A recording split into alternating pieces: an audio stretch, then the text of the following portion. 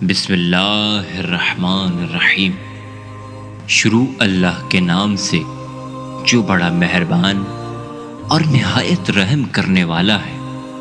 اس زندگی میں کچھ چیزیں، واقعات، قصے اس لیے آتے ہیں کہ ہم ان سے سبق حاصل کریں۔ ایک کہانی سناتا ہوں کہ پرانے وقتوں کی بات ہے۔ ایک شہر میں ایک رئیس آدمی رہتا تھا، کائنات کے خالق کا عطا کیا ہوا سب کچھ اس کے پاس تھا۔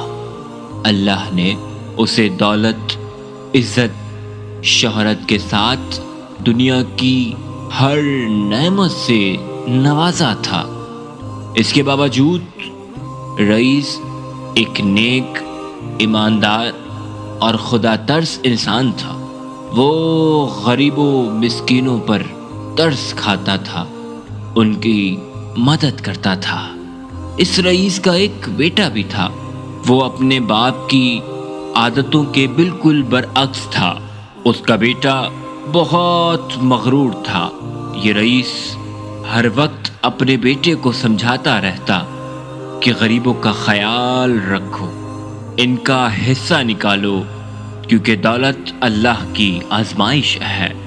یہ سب کچھ دنیا میں ہی رہ جائے گا اور آگے بس کفن نے جانا ہے۔ رئیس کے بیٹے پر دولت اور دنیا کا ایسا نشہ سوار تھا کہ اسے باپ کی کسی بات کا اثر نہ ہوتا۔ اب وہ وقت آیا کہ رئیس بیمار ہو گیا۔ کافی علاج کے باوجود بھی ٹھیک نہ ہو پایا، اور بات یہاں تک آ پہنچی کہ وہ رئیس بستر مرگ پر آ گیا۔ اس نے اپنے مشیر کو بلایا اور ایک خط کا لفافہ تھمایا اور کہا کہ میرے بیٹے کو اس وقت دینا جب میرا جنازہ قبرستان میں رکھا ہو۔ اس کے بعد بادشاہ نے اپنے بیٹے کو وصیت کی کہ میرے بیٹے، میرے مرنے کے بعد بس مجھے پرانے موزے پہنا کر دفن کرنا۔ مجھے امید ہے تم میری وصیت ضرور پوری کرو گے۔ اب وہ وقت آ گیا کہ جب بیٹے نے باپ کی وصیت پر عمل کرتے ہوئے باپ کے مرنے کے بعد اسے پرانے موزے پہنائے، اس رئیس کا جنازہ تیار کیا گیا اور قبرستان لایا گیا۔ اس کے جنازے پر شہر بھر سے لوگ آئے اور جنازہ پڑھانے کے لیے شہر کے سب سے بڑے مولوی کو بلایا گیا۔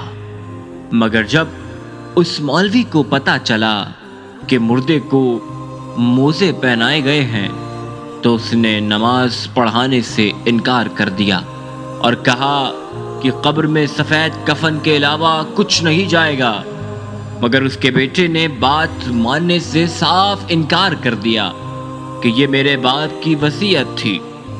شہر کے باقی علماء کو بلایا گیا اور پیسوں کی لالچ دی، مگر کوئی بھی نہ مانا، سب نے منع کر دیا۔ اب قبرستان میں ایک عجیب ہلچل مچ گئی۔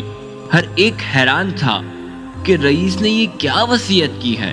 اتنے میں مشیر لوگوں کی صفیں پھلانگتا ہوا اس کے پاس پہنچا اور اسے اس کے باپ کا لکھا ہوا خط تھمایا، جس میں کچھ یوں لکھا تھا: پیارے بیٹے، میں شہر کا سب سے امیر آدمی ہوں، مگر دیکھو آج اپنے ساتھ یہ پرانے موزے بھی نہیں لے جا سکتا۔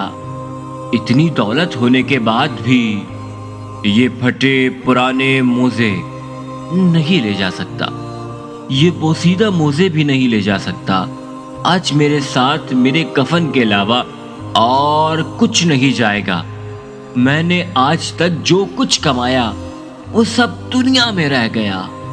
میرے بیٹے، میں وصیت کرتا جا رہا ہوں کہ دنیا میں تمہارے لیے جو کچھ چھوڑ کر جا رہا ہوں اسے نیک راہ میں خرچ کرنا، اس سے استفادہ حاصل کرنا۔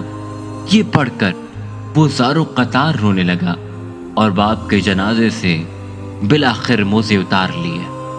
نماز جنازہ پڑھایا گیا۔